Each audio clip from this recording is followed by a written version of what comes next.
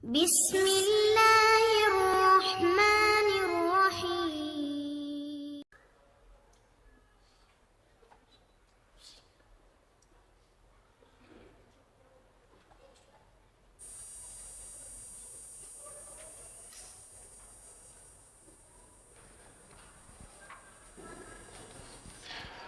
السلام عليكم ورحمة الله وبركاته. إن الحمد لله نحمده ونستعينه ونستغفره ونعوذ بالله من شرور أنفسنا ومن سيئات أعمالنا من يهده الله فلا مضل له ومن يضلل فلا هادي له. أما بعد، اللهم فقهنا في الدين وعلمنا تأويل وأخرجنا يا ربنا من ظلمات الوهم والجهل للمعرفة والعلم، آمين رب العالمين. Bapak, Ibu, Saudara, ikhwan akhwat fillah, mohon maaf masbuk ya. Kita masuk ke tokoh bernama Imam Abu Muhammad Abdullah bin Muhammad Al-Murta'ish. Sebelumnya mari kita baca surah Al-Fatihah supaya Allah membuka kalbu dan pikiran kita. Al-Fatihah. A'udzubillahi minasyaitonir rajim.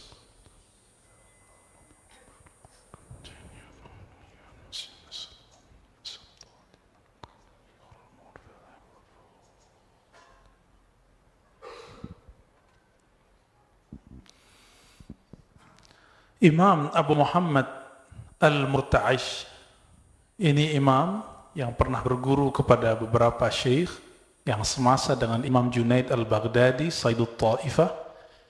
Di antara gurunya namanya Abu Hafs Al-Haddad. Ada juga Abu Uthman Al-Haddad. Jadi dari dulu sudah ada yang disebut Al-Haddad. Tapi Al-Haddad di sini ada yang Haddad ahli besi, ada yang Haddad Sayyid, zuriat Rasulullah sallallahu alaihi wasallam. Dan disebutkan bahwa laqiya Junaid wa sahibah. Dia pernah bertemu Imam Junaid, bahkan menjadi muridnya. Sahibah dalam bahasa Arab, sohbah artinya berguru. Bersohbah artinya berguru. Imam ini bukan orang Baghdad, bukan orang Saudi, dulu nggak ada Saudi ya, bukan orang Mesir, tapi orang Persia dari kota Naisabur, satu kota dengan Imam Muslim. Imam Muslim namanya Muslim ibn al-Hajjaj An-Naisaburi, dan beliau juga bernama Abu Muhammad Al-Murta'ish An-Naisaburi. Beliau juga kemudian hijrah. Jadi dari dulu orang-orang itu merantau. Kemana beliau merantau? Ke Baghdad. Sehingga Imam Abu Abdullah Ar-Razi mengatakan, kana masyaikhul Iraq, kana masyaikhul Iraq yaqulun ajaibu Baghdad fi tasawuf salas. Dulu ulama-ulama qalbu, yang kita sebut ulama tasawuf di Irak, mengatakan yang pakar ilmu ini di Baghdad hanya 3 orang di masanya setelah Imam Junaid wafat. Siapa saja? Yang pertama, orang yang bulan lalu kita bahas, Imam Ash-Shibli wa isyaratuhu. Imam Shibli dengan isyarat-isyarat uniknya. Lalu wa nukatul Murta'ish, dan komentar-komentar dari Imam Al-Murta'ish yang kita sebut barusan, wahikayat Ja'far Al-Khuldi, dan hikayat cerita kisah-kisah Imam Ja'far Al-Khuldi. Imam yang ketiga dan kedua ini kurang populer. Yang lebih populer adalah Ash-Shibli. Kenapa? Karena Imam Shibli pernah berinteraksi dengan sufi kontroversial namanya Al-Hallaj. Pernah dengar ya? Hallaj yang wafat 309 Hijriah di tiang gantungan. Kenapa? Karena dia dituduh mengatakan haji cukup di rumah. Tapi ternyata dia tidak pernah mengatakan itu. Lalu dia dituduh oleh orang-orang setelahnya dengan sufi batini, sufi kebatinan. Kenapa? Karena dia mengajarkan hulul, Allah berpindah ke dalam hamba. Tapi semua itu tidak benar, saya sudah buktikan, ternyata itu cuma tuduhan. Betul ada, tapi bukan dia, tapi Syiah Ghulat. Kelompok Syiah yang Ghulat, yang Syiah Imamiyah sendiri mengkafirkan mereka. Apalagi kaum Sunni. Ya, kita ahlu sunnah wal jamaah, tiada ada urusan hamba jadi Tuhan. Tuhan jadi hamba itu taklim apaan ya. Beliau meninggal di Baghdad tahun 328 Hijriah. Berarti 4 tahun setelah Imam Abul Hasan al-Ash'ari. Jadi ini zaman kegemilangan. Muncul Imam Aqidah, Abul Hasan Ash'ari, Tahawi, Abu Mansur al-Maturidi. Juga muncul Imam Ibn Surayj dalam ilmu fiqih. Dalam ilmu qalbu muncullah Imam Shibli, Imam Ja'far al-Khuldi, kemudian Imam ini, Imam Abu Muhammad al-Murta'ish. Apa petuah-petuah beliau? Di kitab matannya tidak disebutkan, tapi dalam hasyiah yang saya pegang disebutkan. Salah satu kalimat beliau yang betul-betul kena buat saya, nggak tahu kalau buat antum ya. Apa kata beliau? Sukunul qalbi ila ghairil maula ta'jilu aqubatin minallahi tabaraka ta'ala fid dunya. Ciri-ciri siksaan itu telah Allah takdimkan. Apa arti takdim? Kalau kita bilang jemaah takdim artinya apa? Dimajukan. Ciri-ciri jika siksaan uqubah, siksaan Allah Ta'ala, Allah majukan di dunia. Apa itu? Sukunul qalbi ila ghairil maula. Ketika qalbu ini bergantung, berkiblat bukan kepada Allah Ta'ala. Kalau seorang ustadz itu problemnya dua aja. Kemiskinan sama popularitas. Kalau awam, problemnya kejahilan dan hubbud dunya, cinta dunia. Kalau anak-anak, hatinya gantung ke mainan, maka mainannya pecah, teriaknya bukan main.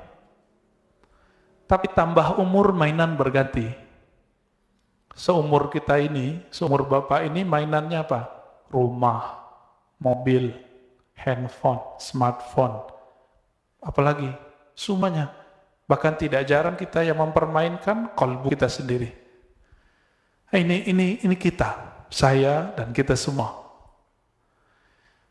Maka rasakan ketidaknyamanan jika kalbu ini bergantung bukan kepada Allah.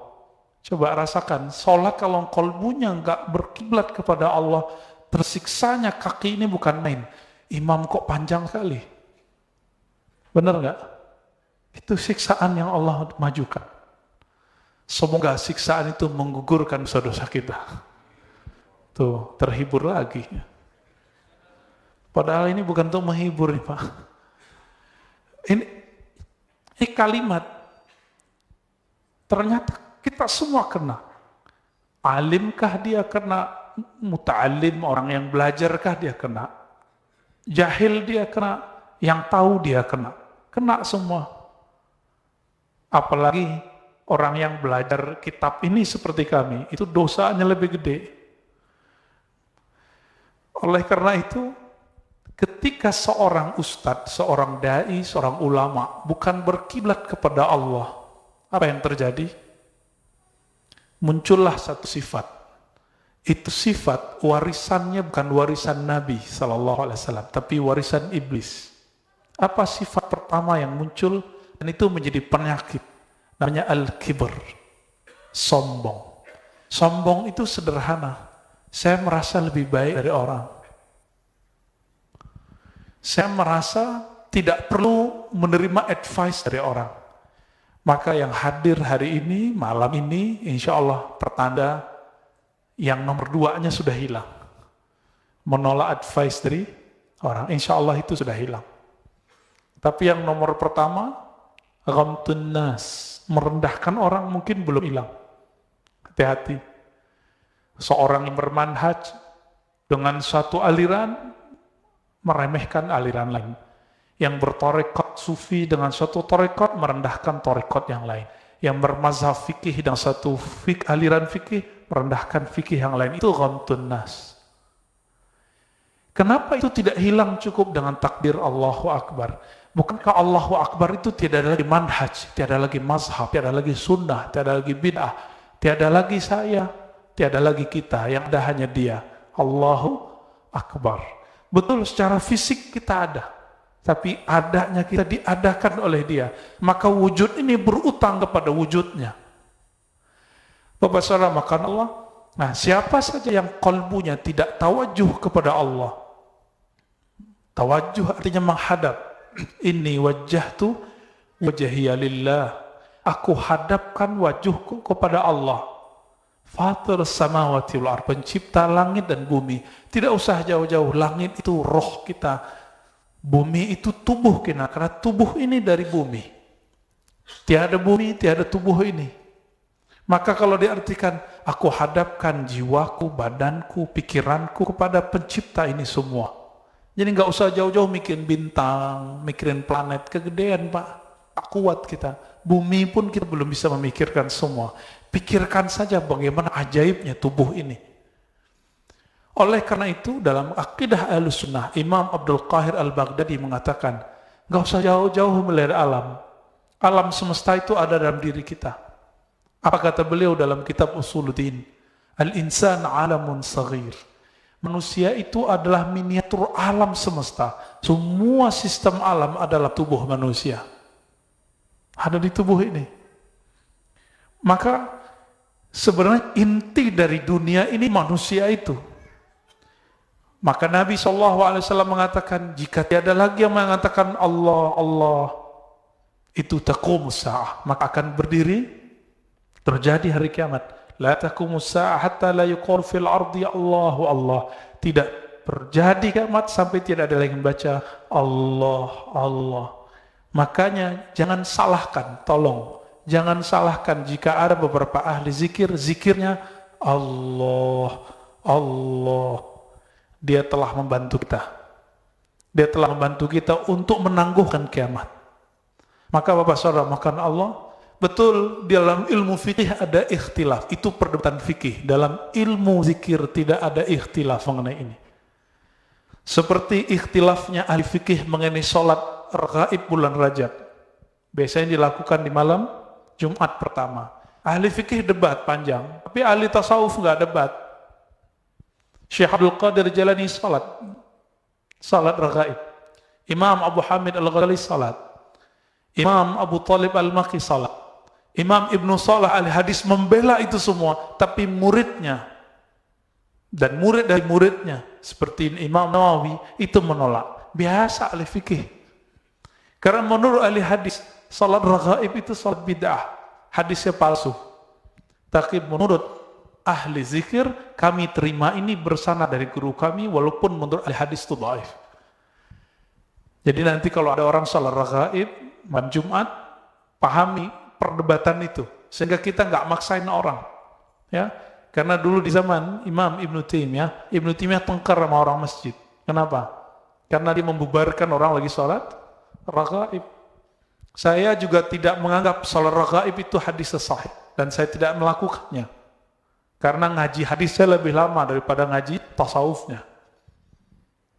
Namun saya tidak akan membid'ahkan itu. Kenapa? Ini ikhtilaful fiqh. Ini ikhtilaf dalam fikih. Baik.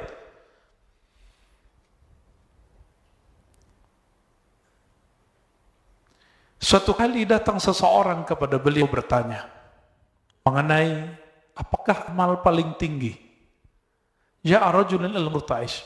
Datang seseorang kepada Imam Murta'ish An-Naisaburi. Apa kata beliau? Kata orang ini, Ayyul a'mal afdal.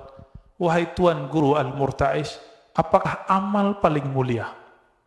Kira-kira kalau kita jawabnya apa? Pasti macam-macam nih. Ya, pasti macam-macam. Dan orang menjawab kadang-kadang sesuai makomnya, kadang-kadang sesuai makom yang nanya. Lalu beliau menjawab, ini makomnya beliau. Amal yang paling tinggi yang ia lakukan adalah ru'yatu fadlillah. Melihat semua kurnia di dunia ini, anugerah di dunia ini bersumber dari Allah Ta'ala.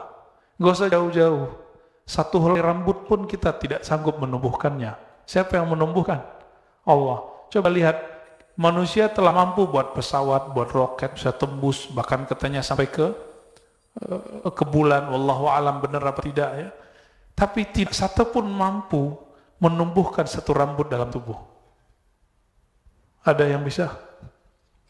Tidak satu pun ilmu yang sanggup menumbuhkan kuku. Gigi kalau sudah patah kedua kalinya, bisa nggak? Ada nggak alat untuk menumbuhkannya lagi? Wallahu alam, belum ketemu. Benar nggak? Saya ini, Bapak semua ini, ketika umur telah lewat 40 tahun, 50 tahun, sanggup nggak menahan keriput? Nggak sanggup. Artinya apa? Kita semua tidak sanggup menahan tuanya tubuh ini. Jadi tubuh ini tua. Tapi ingat, roh kita tidak pernah tua. Roh saya dan roh Pak Albani, Pak Bambang ini sama. Seumuran, Pak. Tapi tunggu dulu. Siapa yang kuat latihan kolbunya? Pak Mirwan juga. Siapa yang kuat latihan kolbunya? Maka dia lebih tua dari yang lainnya. Itulah yang disebut Syekh Mursyid. Syekh Mursyid. Jadi Syekh Mursyid itu bukan yang dapat ijazah sehelai dua helai. Itu nggak ada nilainya. Syekh Mursyid itu siapa yang kolbunya lebih lama terdidik, lebih dewasa dari yang lainnya. Itulah kolbu Rasulullah SAW. Inilah yang dimaksud al-ulama warasatul anbiya. Ulama itu pewaris kedewasaan kolbu Nabi. Karena Nabi tidak bisa baca kitab. Ini kitab ini, bukan ini ilmu Nabi. Kalau tidak adalah nur qalbu Rasulullah mengalir kepada ulama, maka buku ini tidak ada. Ya, coba baca buku ini sendiri, rasanya beda. Nggak ada efek-efek seperti ini. Nggak ada getar-getar seperti ngaji kita. Nggak ada. Ya. Beliau ditanya mengenai apa itu pokok tauhid. Nah, ini kita dengar. Ulama qalbu berbicara tauhid. Apa kata beliau? Usulut tauhid salasa. Pokok dari tauhid itu 3. Apa arti tauhid? Dari kata wahada yuwahhidu tauhidan. Apa arti wahada yuwahhidu? Usaha mengesahkan Allah Ta'ala.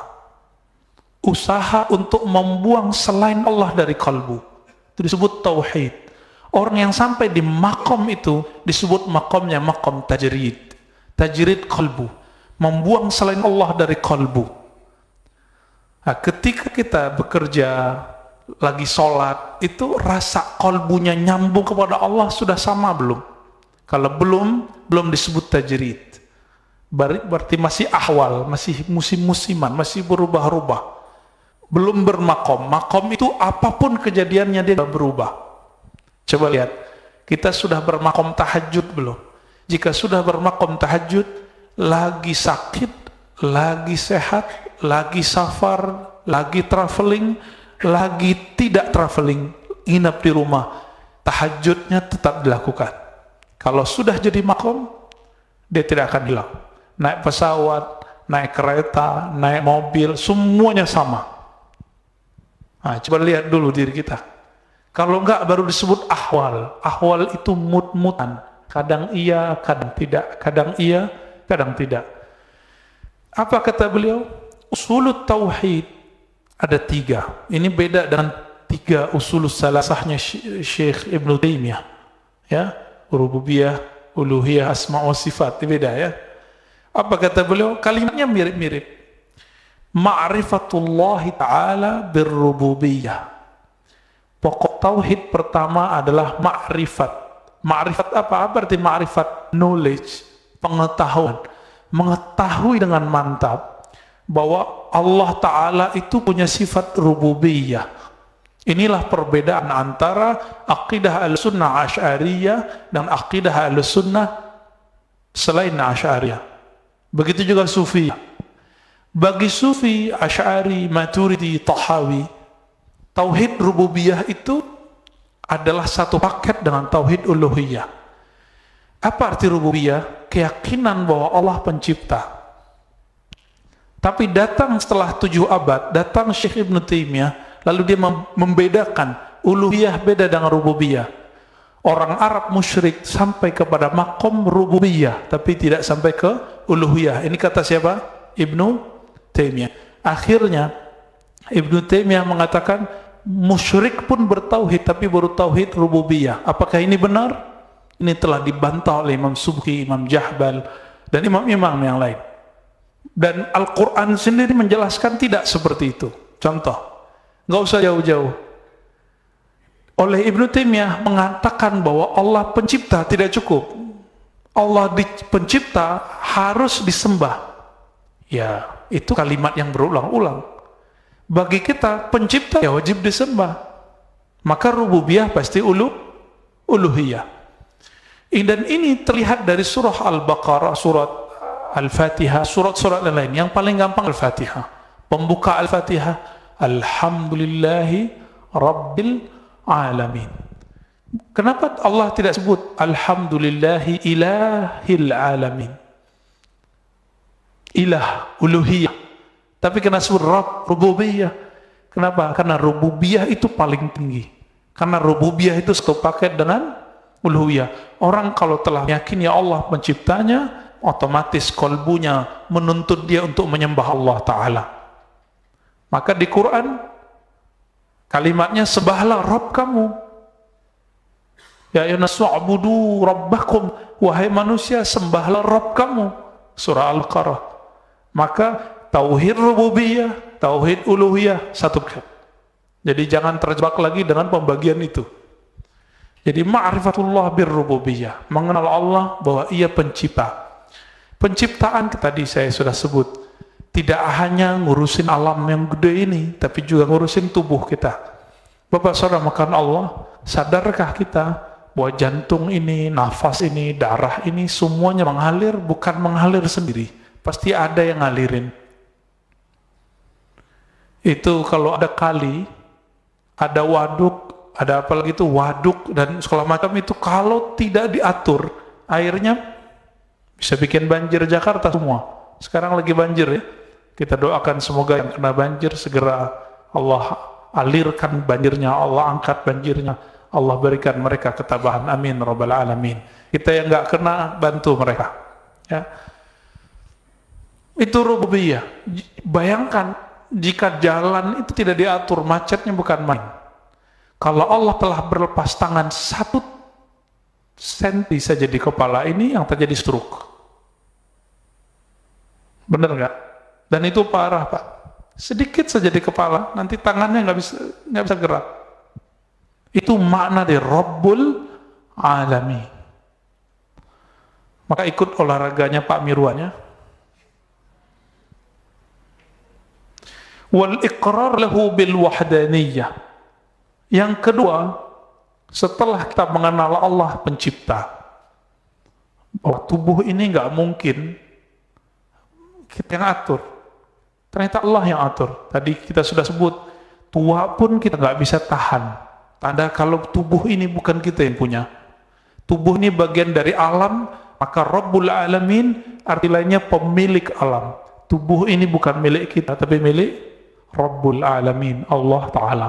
Jadi jangan pernah kemudian nganggap saya yang berkuasa ke tubuh ini, tidak. Yang kedua apa kata beliau? Tauhid itu adalah ikrar bil wahdaniyah. Mengikrar. Udah bahasa Indonesia ya? Mengucapkan penetapan, pengakuan bahwa dia Maha Esa. Inilah inti dari surah Qul huwallahu ahad. Qul huwallahu ahad. Katakanlah hai Muhammad, dia itu Esa. Saya sudah pernah syarah dan tafsirkan ini. Qul, katakan hai Muhammad sallallahu alaihi wasallam. Dalam bahasa Arab biasanya nama yang zahir, nama yang populer itu ditaruh di depan Allah. Tapi sekarang nama ganti, kata ganti ditaruh di depan huwa. Huwallahu ahad. Seharusnya gimana? Allah huwa ahad, bisa. atau Allah Ahad cukup. Seperti saya bilang, Pak Bambang orang soleh. Bukan. Dia Bambang. Nah itu bahasa Melayu lama itu. Karena menerjemahkan bahasa Arab. Tapi Bambang gitu. Namanya dulu. Baru disebut. Setelah titik baru kita sebut dia. Coba lihat. Di ayat kedua Allah sebut Allahus. Allah itu mewakili si huwa. Oleh karena itu huwa min asma'illahil husna. Huwa salah satu asma'ul husna. Dan ini telah diisbat dan diittifaqkan oleh ulama-ulama ahlu sunnah. Imam Abdul Qahir, Imam Syahrustani, Imam Ghazali, Imam Fakhruddin Ar-Razi, semua imam-imam ahlu sunnah mengatakan itu asma'ullah. Katakanlah dia itu Allah. Apa arti huwa selain dia? Saya kalau sebut kamu, Anda, orangnya di depan terlihat oleh mata fisik. Tapi kalau sebut dia, maka dia tidak bisa dicapai oleh mata fisik. Ini makna la tudrikuhul absar. Jadi huwa itu yang tertulis di Quran, dialah yang tidak dapat dicapai oleh mata fisik. Itu maknanya. Maka menyebut Allah, huwa Allah, artinya apapun yang tergambar dalam pikiranku itu bukanlah Allah. Karena nanti kalau buka YouTube, beberapa ahli zikirnya Allah, Allah. Itu bukan berarti dia lagi ngusir nyamuk itu Pak, atau ngusir anjing, bukan ya. Hus bukan itu. Kenapa Karena kata itu huwa, jika dia diwakafkan dia menjadi Jadi itu boleh ya, tidak bid'ah. Nah ini kita sering-sering ulang karena kebanyakan orang hari ini kalau dia nggak tahu, dia anggap tidak tahunya tidak ada. Namun saya jarang zikir begitu. Saya lebih senang zikir la ilaha illallah atau Allahus samad. Ya Latif, saya lebih suka zikir begitu. Dan yang ketiga, usul tauhid, pokok tauhid adalah nafyul andadi anhu jumlatan. Menegasikan, menolak tandingan-tandingan dari Allah Ta'ala jumlatan. Secara total. Maksudnya sederhana. Ketika kita sholat, apapun yang terbayang buang. Buang dengan kalimah Allahu Akbar. Selama masih terbersit yang lain selain Allah dalam zikir kita, dalam sholat kita, dalam baca Quran kita, ini belum tauhidnya, masih teori. Jadi beliau sedang berbicara tauhid praktis, bukan tauhid teori. Ya. Dan beliau juga ditanya, setelah melihat keutamaan anugerah Allah, apalagi amalan yang paling afdal? Lalu beliau mengatakan, Al-tasihul ubudiyah alal musyahadah. Amal paling tinggi itu adalah ketika kamu berusaha membersihkan, meluruskan ibadahmu bil musyahadah. Apa itu musyahadah? Berusaha merasa melihat Allah Ta'ala. Allah bisa dilihat? Tidak bisa dilihat dengan mata ini. Maka dia bisa dirasakan dengan basirah. Oleh karena itu perdebatan antara Sayyidatina Aisyah dan Sayyidina Ibnu Abbas itu selesai. Kata Ibnu Abbas, ra'a rabbahu, Nabi kita melihat Rabbnya. Kata Sayyidatuna Aisyah, enggak, dia enggak melihat. Maksud Ibnu Abbas biqalbi, Nabi melihat Allah dengan kalbunya. Sedangkan maksud Aisyah tidak mungkin melihat Allah dengan basarnya, dengan matanya. Dan ini yang diwariskan oleh Nabi, Bapak Saudara makan Allah. Jadi inilah maksud sallu kama ra'aitumuni usolli. Salatlah kamu seakan-akan kamu melihat, salatlah kamu seperti kamu melihat aku salat. Bagaimana aku salat? Anta'budallaha ka'annaka tarah. Engkau beribadah seakan-akan memandangnya. Kalau memandangnya kita ngobrol dengannya. Kita berbicara dengannya. Rasa ini diwariskan ke ulama yang ahli qalbu, dari ulama ahli qalbu yang bernama sahabat itu diwariskan ke tabi'in terus, maka wajib bersanad. Karena khusyuk pun bersangat. Nggak mungkin khusyuk itu didapat habis baca Sahih Bukhari. Baca 1000 kali Sahih Bukhari nggak dapat khusyuk, saya jamin. Baca Quran 1000 kali, kalau nggak berguru, aneh ini orang hari ini. Nggak usah berguru, start langsung ke Quran dan Sunnah. Dia lupa, dia baca alif bata aja pakai guru. Bener nggak? Masa ingin memahami makna alif bata nggak pakai guru? Itu cerdas atau kurang cerdas? Itu kurang cerdas itu. Tapi yang kurang cerdas itu hari ini yang dianggap bermanhaj salaf. Gak usah ikut ulama, gak usah ikut ustadz. Itu hari ini. Ini yang kita kritik sebelumnya. Mungkin Bapak mohon maaf, ada yang sangat fans kepada Dr. Zakir Naik. Bukan dokter ya, Dr. Zakir Naik. Betul, kita salut, dia telah mengalahkan banyak orang yang ragu-ragu masalah kristologi. Tapi dia bukan mufti, ingat, dia bukan ahli fatwa. Dan dia pernah mengkafirkan banyak ulama dengan kata-kata bahwa tawassul itu syirik. Jadi kalau dia berprestasi, mengislamkan ribuan orang awam, tapi dia juga punya prestasi. Apa? Telah mengkafirkan ulama yang bertawassul. Bahaya nggak tuh? Bahaya sekali. Maka jangan berlebihan menilai orang. Cukup katakan, Dr. Zakir Naik punya jasa dalam kristologi.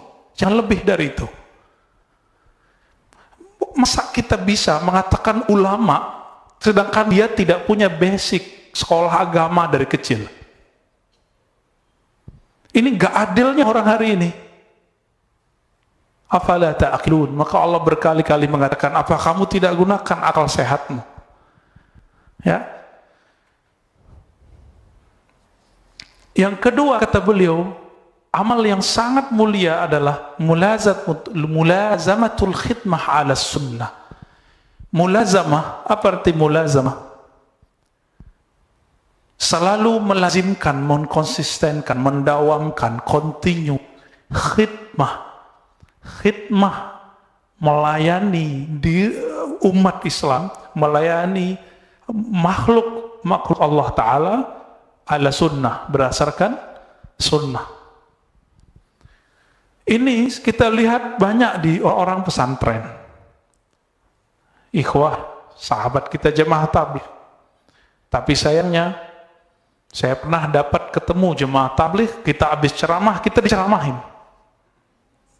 Setahu saya, ahbab tabligh itu punya adab. Kalau ustadz, guru, tuan guru, kiai, syekh, itu tidak boleh diceramahi di tashkil. Tapi saya kemudian merujuk diri. Mungkin saya belum dianggap tuan guru, karena memang saya belum tuan guru. Ya sudah, akhirnya saya ada ngobrol dia, tapi pakai bahasa Arab saya ngobrol dia. Habis itu apa yang terjadi? Dia panggil teman-temannya semua, ayo kamu sini. Dia mau kepung saya untuk mentashkil. Apa yang terjadi setelah itu? Saya dibentak oleh salah satu preman di belakang yang baru tobat. Kamu nih, sok alim. Saya datangin Pak. Dia kira saya mau mukul dia, tangannya udah naik, tapi tangannya saya ambil, saya salamin. Habis itu kita bilang Assalamualaikum, saya pergi. Setelah itu, mohon maaf saya nggak mau lagi ngisi di situ. Kenapa? Untuk apa kita datang di tempat yang mereka tidak menghormati kitab yang saya bawa? Nggak usah hormati saya, hormati saja kitabnya. Maka pada ahbab tabligh, ana uhibbukum fillah. Saya mencintai antum semua, dan saya pernah khuruj, dan saya punya sahabat-sahabat yang khuruj. Tapi yang lagi lagi ngejos, hati-hati, adabmu dijaga. Karena al-ilmu ghayatuha al-adab. Ilmu ghayatuhu al-adab. Ilmu itu puncaknya adab.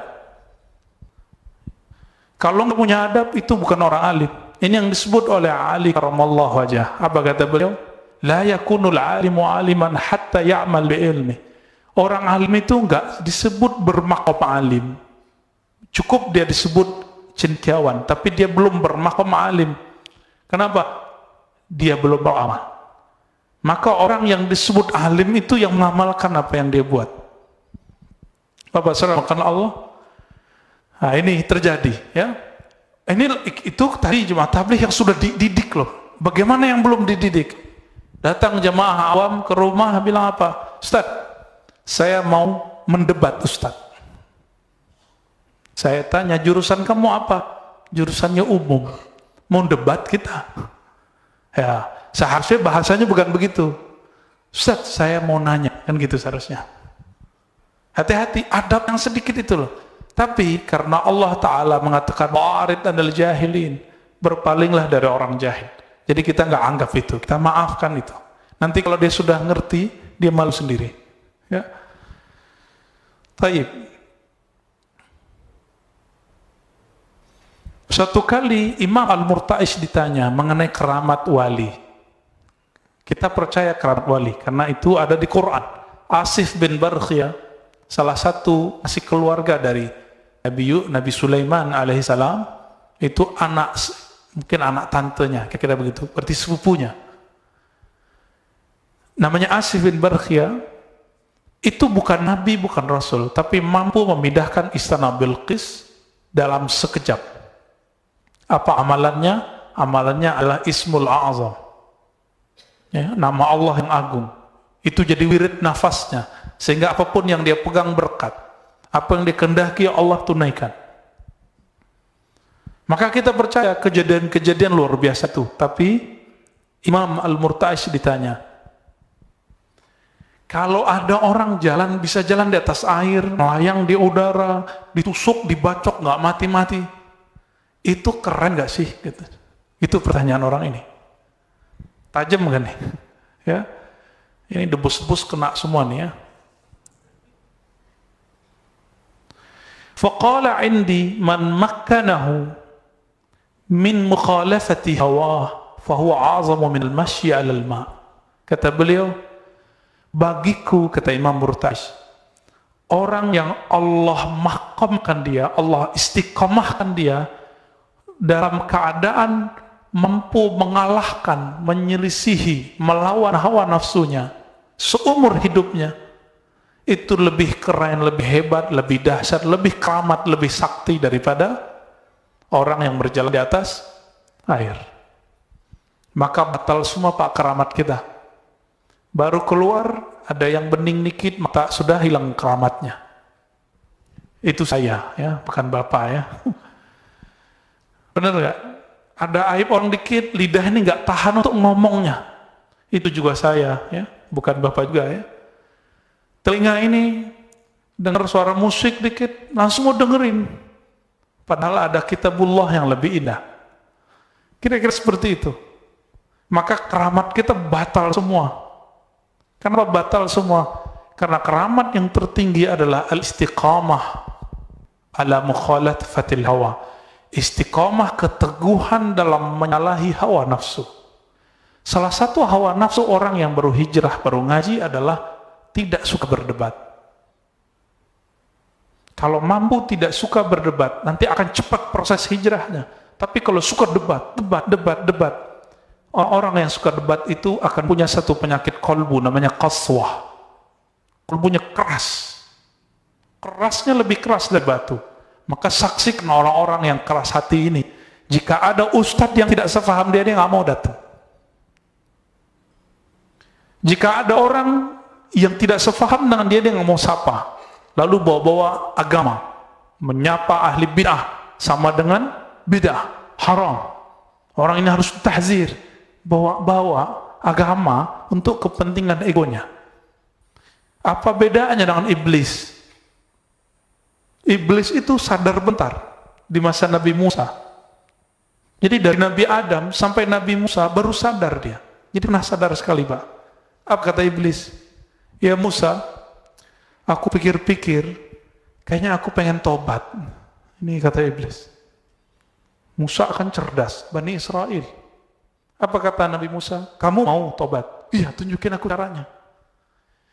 Sini aku bawa. No, di bagian sana itu ada kuburan kakekku Nabi Adam. Tolong sujud hormati dia.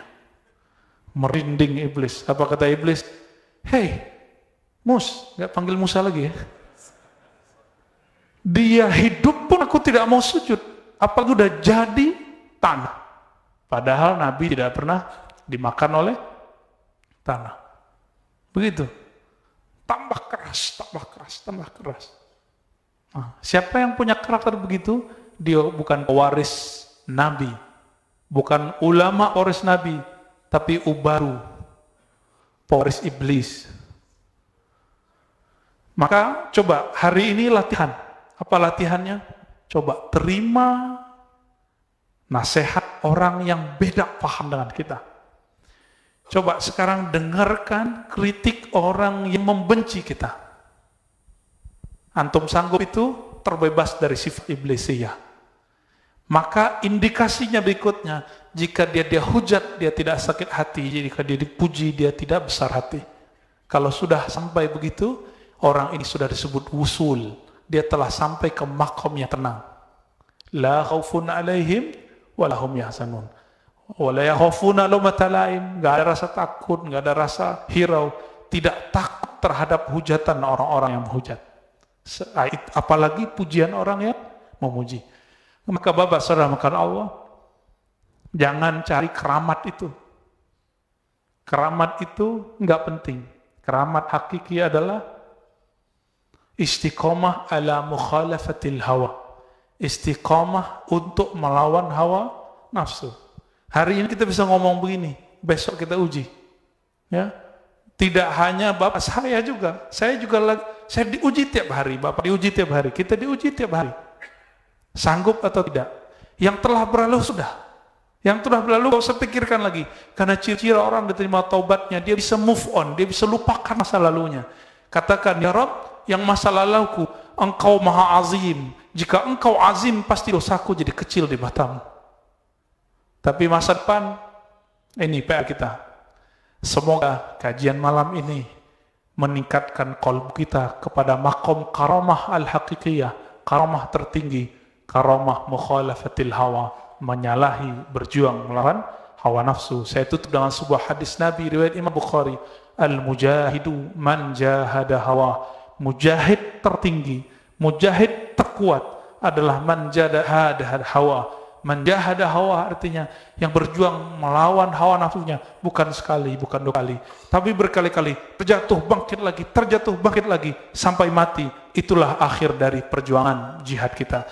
Wassallallahu ala nabiyina Muhammad, subhanakallahumma wa bihamdika asyhadu an la ilaha illa anta astaghfiruka wa atubu ilaik. Wassallallahu ala nabiyina Muhammad walhamdulillah. Assalamualaikum warahmatullahi wabarakatuh.